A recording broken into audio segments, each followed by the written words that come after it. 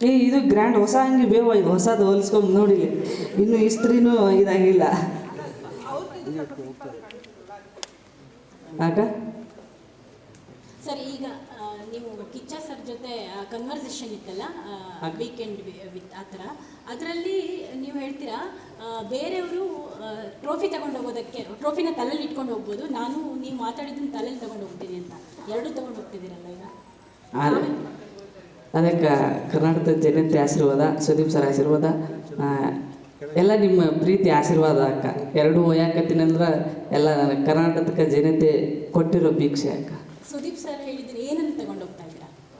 ಅದು ಸುದೀಪ್ ಸರ್ ಶನಿವಾರ ಹೇಳಿರೋ ಮಾತು, ಅವು ನಾವು ಎಲ್ಲಿ ಎಡುವುದಾಗ ಒಂದೊಂದು ಮಾತು ಹೇಳ್ಯಾರಲ್ರಿ, ಆ ಮಾತೆಲ್ಲ ತಲೆಯಾಗ ಅದು ಅಕ್ಕ. ನಮ್ಮ ಮುಂದೆ ಈ ಜೀವನದಾಗ ಏನಾರ ತಪ್ಪಿ ಎಡವಿ ಬಿದ್ದರು ಸುದೀಪ್ ಸರ್ ಹೇಳಿರೋ ಮಾತು ನೆನಪಿಸ್ಕೊಂಡ್ರೆ ನಾವು ಹೊಳ್ಳಿ ತಿದ್ಕೊಂತೀವಕ್ಕ ಅಂತೇಳಿ ಹೇಳ್ತೀನಿ. ಹನುಮಂತ್ ಈ ಕಡೆ ಇಲ್ಲಿ ಉತ್ತರ ಕರ್ನಾಟಕ ಪ್ರತಿಬಿಂಬಿಸ್ತಿರುವಂಥ ಪ್ರತಿಭೆ ನೀವು. ಸೊ ಅದೇ ಪ್ಲಸ್ ಪಾಯಿಂಟ್ ಆಯ್ತಾ ಈಗ ಈ ಕಪ್ ಗೆಲ್ಲಕ್ಕೆ ಅಂತ ಅಂದ್ಬಿಟ್ಟು, ಯಾಕಂದರೆ ಈ ಒಂದು ಲಿಸ್ಟಲ್ಲಿ ಗೆದ್ದಿರುವಂಥ ಲಿಸ್ಟಲ್ಲಿ ಮೊದಲ ಉತ್ತರ ಕರ್ನಾಟಕದ ಪ್ರತಿಭೆ ತಾವು.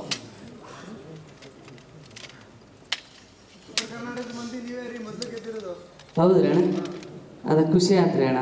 ಯಾಕೆಂದರೆ ನೆನ್ನೆ ಮನೆ ಮುಂದೆ ಸಾಕಷ್ಟು ಸಂಖ್ಯೆಯಲ್ಲಿ ಸೇರಿದ್ರು ನಿಮ್ಮ ಅಭಿಮಾನಿಗಳು ಅಂತ, ಊರಿಂದ ಹುಡ್ಕೊಂಡು ಬಂದಿದ್ರು ತುಂಬ ಜನ. ಹೌದ್ರಿ ಊರಾಗೆಲ್ಲ ಪಟಾಕ್ಷಿ ಹಚ್ಚಿ ಎಲ್ಲ ನಂಗಾರಿ ಹಿಂಗಾರಿ ಬಾರಿಸಿ ಭಜನೆ ಗಿಜನೆ ಹಾಕ್ಯಾರ ನಮ್ಮೂರಾಗ, ಖುಷಿ ಆಗುತ್ತೆ. ಹನುಮಂತ್ ಅವರೇ, ನಿಮ್ಮ ಮೂಲ ಕಲೆ ಇಲ್ಲಿ, ನಿಮ್ಮ ಮೂಲ ಕಲೆ ಬಂದು ಭಜನೆ. ತುಂಬ ಸಂಗೀತ ಕಾರ್ಯಕ್ರಮಗಳು ಕೊಟ್ಟಿದ್ದೀರಾ, ಹಳ್ಳಿಗಳಿಗೆ ಹೋಗಿ ಹಾಡಿದ್ದೀರಾ. ಈ ಬಿಗ್ ಬಾಸ್ ವಿನ್ ಆದಮೇಲೆ ಒಂದು ಸ್ಟೇಟಸ್ ಚೇಂಜ್ ಆಗಿದೆ ನಿಮಗೆ. ಆ ಪಾಪ್ಯುಲಾರಿಟಿ ನಿಮಗೆ ಏನಾದ್ರು ತಲೆಬಾರ ಅನ್ನಿಸ್ತಾ ಇದೆಯಾ? ಮುಂದಿನ ನಿಮ್ಮ ಲೈಫ್ ಹೇಗಿರುತ್ತೆ ಅಂತ. ಏನಕ್ಕಂದರೆ ಎಲ್ಲ ಹೋದರೂ ಜನ ಸೆಲ್ಫಿ ಕೇಳ್ತಾರೆ, ಮುಗಿ ಬೀಳ್ತಾರೆ, ಅದಕ್ಕೆಲ್ಲ ರೆಡಿಯಾಗಿದ್ದೀರಾ ನೀವು ಮಾನಸಿಕವಾಗಿ? ಹ್ಞೂ ರೀ, ರೆಡಿ ಅದೀನಿ, ಹಂಗೇನಿಲ್ಲ, ಚಲೋ ಇರ್ತೀನಿ. ತ್ರಿವಿಕ್ರಮ್ ಅವರೇ, ನಿಮಗೆ ತ್ರಿವಿಕ್ರಮ್ ಭಾಳ ಖುಷಿ ಪಟ್ಲಕ್ಕ, ಅಳಕತ್ತಿಲ್ಲ ಅಳಬೇಡ ಬಂದೀನಿ ಅಂತಂದು. ಕಾಸು ತಂದಿದ್ದೀನಿ, ಮದುವೆ ಆಗ್ತೀನಿ, ತಲೆ ಕೆಡ್ಸ್ಕೊಬೇಡ, ಕಪ್ಪೈತೆ. ಗೆದ್ದಿರೋ ಖುಷಿ ಅಲ್ಲಕ್ಕ. ತ್ರಿವಿಕ್ರಮ್, ವೈಲ್ಡ್ ಕಾರ್ಡ್ ಎಂಟ್ರಿ ಈ ಮಟ್ಟಿಗಿನ ಇಂಪ್ಯಾಕ್ಟ್ ಕೊಡುತ್ತೆ ಅನ್ಕೊಂಡಿದ್ರ ಅಂತ ಈ ಸರಿ? ಒಂದು ಜಾಣ ಇದ್ದ ಅಂತ ನಂಗೆ ಬಂದಿದ್ದ ದಿವಸನೇ ಹೇಳಿದ್ದೆ. ನಾನು 3-4 ಶೋ ಮಾಡ್ಕೊಂಡು ಬಂದಿದ್ದೇನೆ, ಈ ಶೋಲಿ ಹಿಂಗಿರ್ಬೇಕು ಅಂತ ಗೊತ್ತಿರಲ್ವ. ಸೊ ಅದನ್ನೇ ಹೇಳ್ತಾ ಇದ್ದೆ ನಾನು, ಅದು ಅವನಿಗೂ ಗೊತ್ತಿತ್ತು. ಆ್ಯಂಡ್ ಇವನನ್ನು ದಡ್ಡ ಅಂದ್ಕೊಂಡವ್ರೆಲ್ಲ ಅವ್ರು ದಡ್ಡ ಆದರು, ಇವನನ್ನು ಜಾಣ ಅಂದ್ಕೊಂಡವ್ರು ಅವ್ನು ಪಕ್ಕ ಬಂದು ನಿಂತ್ಕೊಂಡೆ ಅಷ್ಟೇ.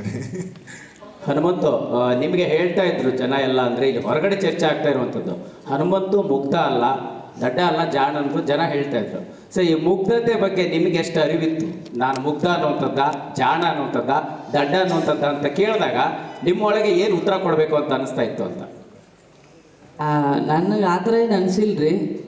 ಮತ್ತು ಅವ್ರು ಯಾವ ಥರ ಅನ್ಕೊಂತಾರ ಅದಕ್ಕೆ ಸುಮ್ಮನೆ ಬಿಟ್ಟಿದ್ದೆ ನನಗೆ. ಈಗ ನೀವು ಸುಮಾರು ರಿಯಾಲಿಟಿ ಶೋಸ್ ಮಾಡಿದಿರಿ, ಸೊ ಬೇರೆ ಬೇರೆ ಕಡೆ ಓಡಾಡಿದಿರಿ. ಸೊ ಈಗ ನಿಮ್ಗೇನೋ ಬೇರೆ ಪ್ರಪಂಚ ಗೊತ್ತೇ ಇಲ್ಲ ಅನ್ನೋಂಥ ರೀತಿಯಲ್ಲಿ ತುಂಬ ವಿಷಯಗಳು ಆಯಿತು. ಅದನ್ನು ಹೇಳಬೇಕು ಬೇಡ ಗೊತ್ತಿಲ್ಲ, ಕೆಲವು ವಿಚಾರಗಳು ಇಲ್ಲ ನನಗೆ ಗೊತ್ತೇ ಇಲ್ಲ, ಇದು ಹೋಗೇ ಇಲ್ಲ, ಇದು ನೋಡೇ ಇಲ್ಲ ಅನ್ನೋಂಥ ವಿಚಾರ ಇರ್ತದಲ್ಲ, ಅದನ್ನು ನೀವೇ ರೆಪ್ರೆಸೆಂಟ್ ಮಾಡ್ತಿದ್ರಾ ಅಥವಾ ನಿಜವಾಗ್ಲೂ ಗೊತ್ತಿರ್ತಿರ್ಲಿಲ್ವಾ ಅಂತ?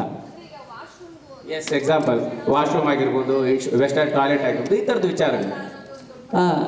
ಅದು ಪೈಖಾನಿದು ಖರೆ ಅಂದ್ರೆ ಹೇಳ್ಬೇಕಂದ್ರೆ ನಾನು ಮ್ಯಾಗ ಹತ್ತಿ ಕುಂದಿರ್ತಿದ್ದೆ ರೀ, ಅದು ಕುರ್ಚದ ಮ್ಯಾಗ ಕುಂತಂಗೆ ಹೇಳಂಗಿತ್ತ. ಅದಕ್ಕೆ ನಾನು ಕೇಳಕ್ಕಷ್ಟ ನನಗೆ ಗೊತ್ತಾಗಲಿಲ್ಲ.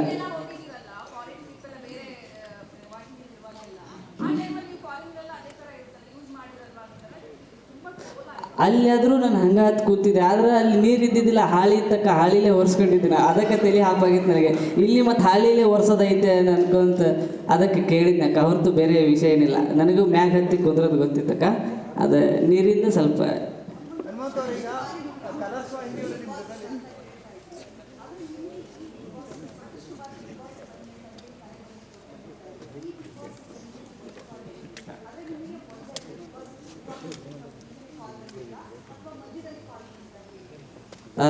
ಎರಡು ವರ್ಷದಿಂದ ಫಸ್ಟಿಗೆ ಬಂದಿದ್ರಿ, ಈ ವರ್ಷ ಬಂದಿದ್ದಿಲ್ಲ. ಈ ವರ್ಷ ನಡ್ರಾಕ್ ಹಚ್ಚಿದ್ರು ರೀ ಸರ್, ಸಾಗರಣ ಅಂತೇಳಿ. ನಾವು ಒಲ್ವಲ್ಲಿ ಅಂದರು ಬಿಟ್ಟು ಬಿಡಲಾರ್ದಂಗೆ ಫೋನ್ ಹಚ್ಚಿ ಬಾ ಇದೊಂದು ಸಲ ನೋಡು ಮತ್ತು ಸುದೀಪ್ ಸರ್ ಹಂಗೆ ಹಿಂಗೆ ಅಂತಂದ್ರಲ್ಲ ಆಯ್ತು ನೋಡಿಪ್ಪ ನಿಂದು ತಿಂಡಿ ಭಾಳ ಆಗೈತಿ ಅಂಥೇಳಿ ಬಂದಂಗೆ ರೀ.